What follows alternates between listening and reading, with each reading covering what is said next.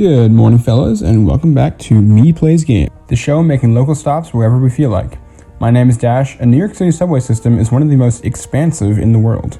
No other metro system can match its 472 stations, but have you ever wondered how long it would take to visit all of them? That's what we're going to find out today, and my friend Matt and I are here to take you through the world record progression for the Subway Challenge. If you were hoping for a video about sandwiches, maybe another time.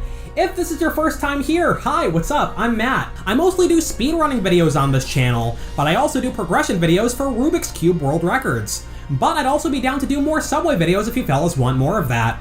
About 20% of this channel's viewers watch our videos with closed captions, so as usual, English subtitles will be available. Alright, let's get started.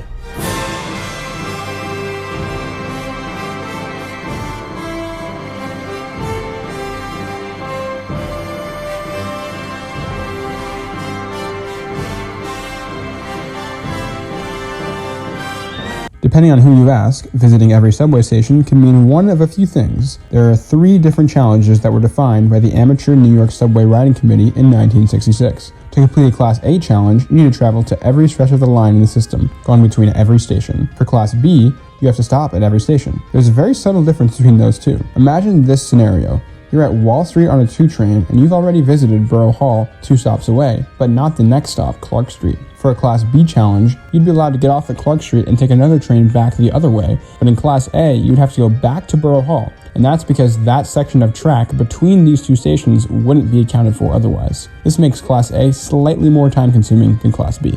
A Class C challenge just requires you to pass through every station, not necessarily stopping at them all. This takes the least time out of all of them, because you can use express trains to skip tons of stations. As an example, this stretch of the Lexington Avenue line is served by express 4 and 5 trains, as well as the local 6 train.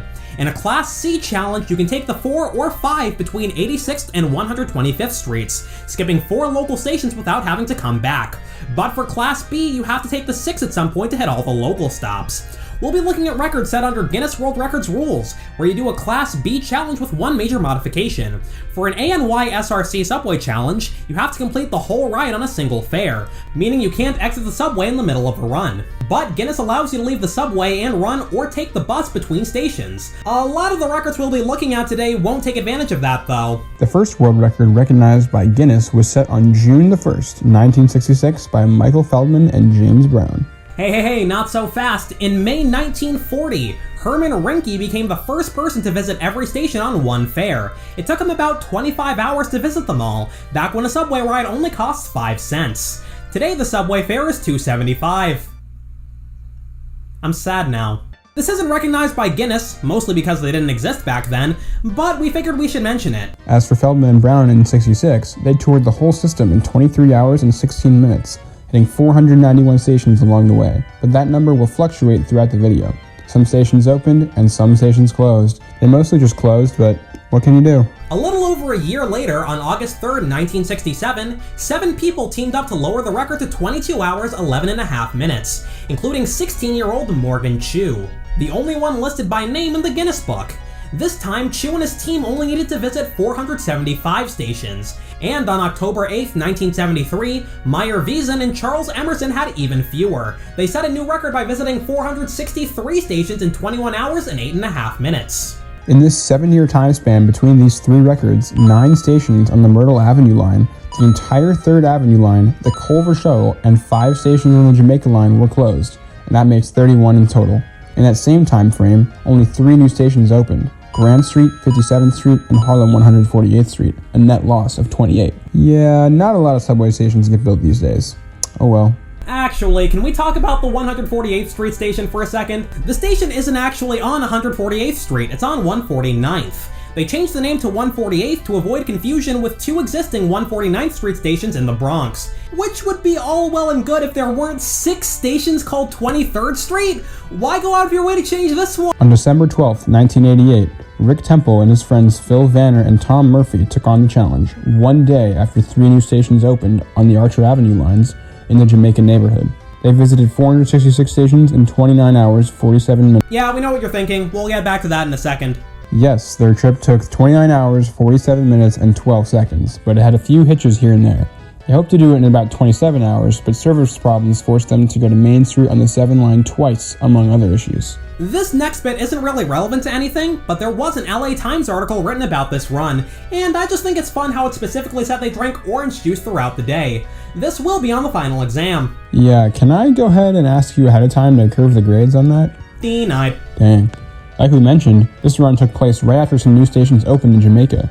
So we also wanted to share a fun fact we learned while researching this video. For most of our lives, we thought the neighborhood was named after the Caribbean island of Jamaica, but as it turns out, the names of the two places have completely different etymologies. Originally, the neighborhood was called Yamiko, a corruption of the Lenape Native American word for beaver. The Y sound, spelled with a Y in English, is spelled with the letter J in Dutch. So when Dutch people started to write about it, the spelling with a J became prevalent. As a result, the Y sound was eventually replaced with the J sound, which is how the neighborhood ended up being pronounced Jamaica like the island. Speaking of the island, its name came from the Taino language independently from the neighborhood.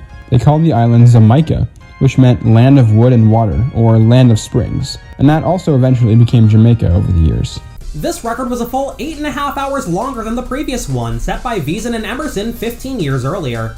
It still counts as a record because whenever the number of stations changes, any previous records are invalidated, which we'll see come up a few more times as more stations open and close. Not a lot of people have taken on this challenge over the years, which makes sense. Spending a full day on the train is probably most people's nightmare, which is why so far in this video, no one has actually beaten anyone else's record. They've just set a time to beat in a brand new category. Kevin Foster was about to change all that, and this guy rocks. To celebrate the 85th anniversary of the New York City subway in 1989, he decided to spend 85 full hours riding the trains, completing the subway challenge along the way. He became the first person to actually beat someone else's record, knocking 3.5 hours off of Temple, Vanner, and Murphy's time. His 26-hour, 21-minute, 8-second journey is the longest standing record to date. But believe it or not, the subway challenge was just an easier thing he decided to do while working on a much bigger project. What was that bigger project, you ask? Biking across the Great Wall of China.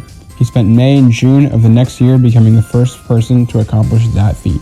When Foster was 8, he had an accident that left him in a wheelchair for 4 years. Doctors didn't think he'd ever walk again, but he overcame the odds. Between that, the logistical challenges of getting permission to ride across the wall in the first place, and just the fact that no one had ever done this before, it's an achievement almost no one thought was possible. He had some time to kill before his China tour because he originally planned to do it in 1987, but he had to postpone it because he was hospitalized after being hit by a truck. Foster went flipping through the Guinness Book of World Records looking for another task to take on in the meantime, which is where he found out about the subway challenge.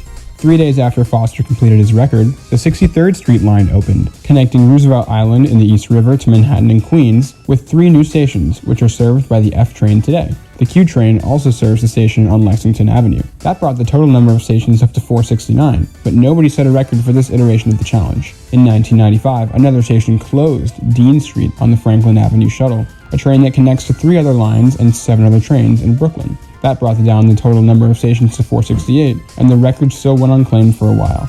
But on December 28, 2006, a group nicknamed the Subway Six decided they had something to say about that. Stefan Karpinski, Bill Omarosa Jr., Michael Boyle, Brian Brookmeyer, Jason Lascott, and Andrew Weir were classmates at Regis High School in Manhattan.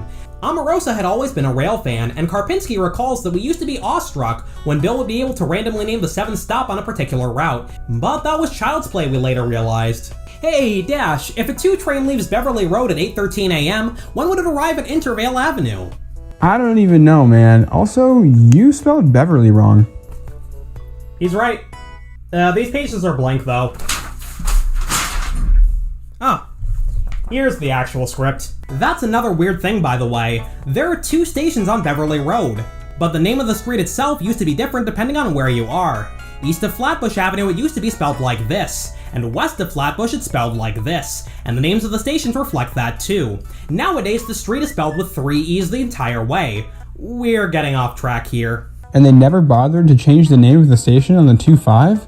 Lame. Bill had been thinking about breaking this record since high school as well, but he didn't get around to it at the time. The topic came up again at their 10-year reunion in June 2006, and Omarosa assembled his squad. I just saw the dirtbag thing. Oh, okay. Alright, nice job. The team, consisting of 1 guy from each of the 5 boroughs and 1 from New Jersey, spent 6 months preparing for the run. Karpinski and Weir showed up a few minutes late to to start the run, and they hit a few other snags along the way. Crowded trains and conductors who don't really care about trains being exactly on time in the middle of the night were some of the problems they cited. Regardless, they finished with a time of 24 hours, 54 minutes, and 3 seconds. Pretty much all the records so far were done on a single fare, although Guinness rules allow you to leave the subway to run or take the bus between stations. While that was an option, the Subway 6 decided not to take advantage. Karpinski later described it as something that seemed unsporting, so they did the whole thing on one fare like most people who came before them. Hey Matt, are you a G-Train virgin? A what? A G-Train virgin. It says here in this article that Karpinski and 2 of the other guys were before this run. I mean, I guess so? I wouldn't say it like that though. By the way, I am not a G-Train virgin. I actually took the G about a year ago. So yeah, it was fun. I actually like the G. Top tier line right there, gotta say. We've got a few more 468 station records to go, and the next one took place in January 2009. Matt Farisi and Chris Solars knocked a full 2 hours off the Subway 6's time. They entered the record books with a time of 22 hours, 52 minutes, and 2 seconds. In order to figure out a route, you have to pick the right place to start and the right place to end, then connect the dots in the middle. So you might think about ending on stations like Pelham Bay Park on the 6 or Flushing Main Street on the 7, since those are pretty far away from everything else. These guys decided to finish at Canarsie-Rockaway Pkwy on the L line though, which is unlike most of the other records in this video. Nowadays, that's a less viable place to end because a free transfer opened up nearby, between the L at Livonia Avenue and the 3 at Junius Street. So you can just take the L the other way and start hitting the 3 train stations. Upon reaching the last stop, the first thing Solar said was, "I'm going to the bathroom," which, by the way, is a thing pretty much every article we read brought up. That's a fair concern when you're spending a full day in the subway, especially when only about 10% of all the stations have restrooms available. But like, for some reason that's not something I'd think would come up in like all the sources we went through for this video. A 20-something hour ride is pretty much guaranteed to have some hiccups, and this one included a long delay on the G train in the middle of the night, as well as a suspicious package delaying trains around Union Square. As the attempt went on, Farisi says, "We went from having perfectly synchronized the trains to missing every one." There's always announcements on the trains about how if you see something, you should say something, but someone actually said something this time, and it wound up really costing these guys. One other fun fact, Solars actually hasn't taken the train to work since 2003. Still got a soft spot for the subway anyway, I guess. He's been running instead for the last 2 decades or so. This is one of 9 times he's broken a Guinness World Record. Some of his others include running 77 miles in 12 hours on a treadmill, running a half marathon in an hour 18 while pushing a double stroller. Yes, that's a real record. Why not, I guess? And visiting 250 pubs in 24 hours as part of a team of 13. So yeah, this guy rocks too. Guinness requires a lot of evidence for the subway record to count. You need a watch that tells the time down to the second so you can write down the exact time the doors open and close at each station in the logbook. You also need to take pictures of every station that are time-stamped and have a witness see the start and end of your run. It's also a good idea to get signatures from people on the trains because you can submit those as a list of witnesses as well. That's one advantage of doing this challenge in a group, like most of these guys did. It makes it easier to split up the work. Yeah, some people take pictures, some people work on the logbook, some people fall asleep, it's great. My guy just went to sleep.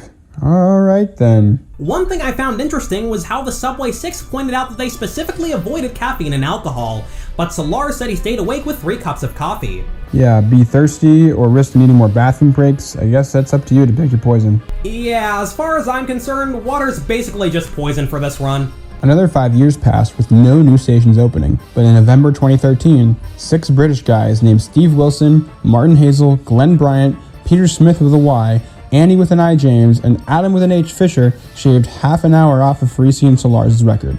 James and Wilson are also the most recent record holders for the London Underground's Tube Challenge, where you do, well, basically this, but in London. They visited all 270 stations that were open at the time in 15 hours, 45 minutes, and 38 seconds. Hazel is a former Tube Challenge record holder as well, so these fellows were the first 3 people to set Metro Challenge records on both sides of the Atlantic Ocean. These guys started their attempt at 3 a.m., and most of the other runs we've looked at start in the middle of the night as well. That's for a couple of reasons. Even though trains are less frequent, running every 20 minutes or so, there are plenty of other benefits. For one, it's less crowded, meaning you can get to your next transfer more easily without bowling half the city's population over. Since fewer people are getting on the train, the doors will also close faster at night. It's also easier to get pictures, since it might be harder to get the right angle with people in the way, especially since the name of the station needs to be visible. Another reason is that during late night hours, most trains run local. Since you have to stop at every station for the Guinness record, express trains aren't all that useful, unless you're using them to pass stations you've already hit. These fellas finished with a time of 22 hours, 26 minutes, 2 seconds. Would have been really cool if they were a tad bit faster though. A record of 22-22-22 would have been pretty rad. That record didn't wind up lasting for very long though, because in January 2015, Matthew On took another half hour and change off the record. He finished with a time of 21 hours, 49 minutes, and 35 seconds. 6 months earlier, he'd received an email from a friend, which consisted of a link to an article about the previous record, and 2 words: beat them, because they knew On was into geography and maps. After 2 days of working on spreadsheets, he found a route that would at least beat the current record on paper, and he'd gotten his theoretical time down to 21 hours flat. He did this with the help of the worst thing I've ever read, the subway itineraries. Beloved by Toni Morrison is a close second. You'll see why I call these the worst later on. In order to get the most accurate hypothetical time, he used the timetables to determine when trains would depart and arrive at each station, which gave him a rough idea of how long each trip would take, as well as how long he'd have to wait for the next train. His first attempt was on September 10th, but he and a partner gave up about 15 hours in because of bad luck. He tried again 2 days later, and it was just under 2 hours short of the record. Unfortunately, he failed another attempt in October, finishing just 2 minutes too slow. On wrote a long blog post about his quest to complete the challenge and break the record, where he says, "A wise man once said that hell is trying to board an Astoria-bound NQ train at Queensborough Plaza at 5:15 p.m. That person probably never had to simultaneously comply with Guinness requirements." On was attempting this on his own. He had to do the pictures, logbook, and witness signatures all on his own. A little while ago, we mentioned how the Subway 6 specifically didn't drink alcohol for the challenge, and you know, that kinda seemed like a no-brainer. Updating the logbook and taking pictures every few minutes is hard enough. Could you imagine how miserable it'd be doing that drunk? Dear God. Side note, the year after On completed this challenge, the W train came back from the dead, so now that train goes to Queensborough Plaza instead of the Q. Also, may I suggest the following revision to that quote from the blog? Sure. Ah, very good. On talks a lot about the people he talked to and overheard during his attempts, including how he ran into a friend and an old professor over the course of his attempts. Also, this one kid who made fun of their friend for thinking they could get into college. That's not nice. The Staten Island Railway isn't necessary for this challenge, since that's considered a separate system for the NYC subway. But the day after completing the subway challenge, On headed down to Staten Island to log all the stations there anyway, like a nerd. Because he is a nerd. Okay, he said that, not me. Wow, so am I. He knocked quite a bit of time off the record, but there were some hiccups along the way, especially on the F train. Normally, the F stops at Bryant Park and Rockefeller Center, then heads up to 63rd Street and into Queens. But after delays at Bryant Park and Rock Center, the train wound up being detoured to 53rd Street instead, which is normally only served by the E and M trains. That messed with his route, so there was still room for improvement. Later that year in September, a brand new station opened up on the 7 line, 34th Street, Hudson Yards in Manhattan. That brought the total number of stations up to 469, but it also meant that On's previous run was no longer valid. So who wound up taking it? Yep, it was this mad lad again. On became the first and only person so far to set a subway challenge record more than once. Despite there being one more station, he managed to beat his previous time, clocking in at 21 hours, 28 minutes, 14 seconds. The New York Times made a short video about his second record. Go check it out after this video, link in the description. One thing we mentioned earlier is that Guinness's rules differ slightly from the NESRC's, because with Guinness, you're allowed to transfer between trains outside of the subway system. According to the rules, you can either run between any 2 stations or take a public bus. Other modes of transport, like having people drive you or renting a bike, are off limits. Would teleportation be allowed? Probably not, but who am I to say? I'm gonna call John Guinness to find out. This is a deck of playing cards. On was also on Jeopardy in 2013, but he wound up finishing last with a score of negative $1,600. That also meant he didn't take part in Final Jeopardy. Unfortunately, old Jeopardy episodes are like impossible to find because they're rarely re-released, so we don't have any clips to show you. Luckily, there's a website called J-Archive that has the clues and data from pretty much every episode, so we used that site as our source for this little tangent. What wound up doing him in was losing $8,200 in the category Year He, where they gave you a historical event and you had to provide the year it took place. Matthew got the first 2 clues right, but lost $4,600 on the Daily Double, then another $3,600 on the last 2 clues. David Lloyd George signed the Treaty of Versailles in 1919, and George Orwell finished the manuscript for 1984 in 1948. Matthew's answers for these clues were 1918 and 1949, respectively, off by 1 year on 2 clues in a row. Not what you like to see. Just a side note, he went by Matt with 1 T on the show, but we called him Matthew for this bit because, you know, my partner in crime for this video is named Matt with 2 T's, so there you go.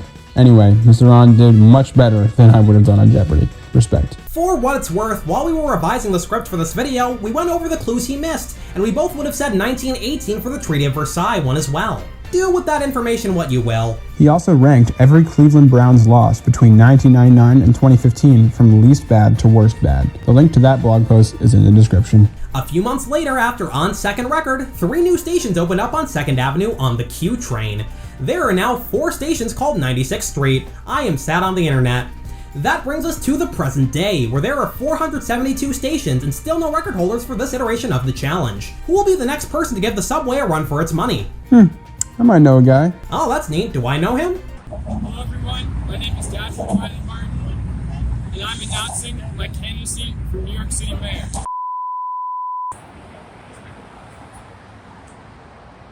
My name is Dash Martin, and yes, I will be attempting the Subway Challenge. Huh. Matt, behind the camera here, told me about the challenge in 2019, and ever since, I've been hooked. Let's get the show on the road. Teddy is also here. What's up? Yeah, so we went through the train's timetables to plan out a route, and let me just tell you, they're an absolute nightmare to read. Let's take a look at the A train as an example. You want to find the first train that starts its route after midnight? Great, where do you think you'll find it? Page 1, right? Sure. Here's one that leaves the terminal at 12:40. Except no, that's wrong. This is a shuttle train, so it doesn't actually travel the full route. Nope, the first A train of the day is all the way down on page 6, and it leaves at 12:02. The timetables also don't even show all the trains. A lot of the time they'll just be like, yeah, this train runs every like 7 minutes or so and call it a day. So we also had to use Google Maps to double check our timing, which for some reason has more complete data than the actual MTA website itself. Yeah, we could have just used their trip planner, but wait, yeah, why didn't we use the MTA's trip planner? They let you calculate walking times and everything. Oh well, hindsight is 2020. Everybody wish the Scoofus Maloofus good luck in the comments. I'm going to bed. Oh, alright, good night. Anyway, this is kind of a weird time to do this challenge because right now the new stations on the queue don't really connect to anything. The next phase of the 2nd Avenue subway line will add 3 more stations, and it'll also connect the queue to the 4, 5, and 6 trains at 125th Street and Lexington Avenue. That would bring the total number of stations to 475, and it'd also make the first half of the route we've planned out a lot easier. But we'll probably be in nursing homes by the time those stations are open. Matt pointed that out during a conversation about the run, then decided shortly after that 472 is a cooler number than 475. Stay tuned to Me Plays Games because we're going to be making a follow-up video about my attempt in a few months. Till then, subscribe for other content from us and our friend Elias, and we'll see you around. Good night, fellas, and sleep well.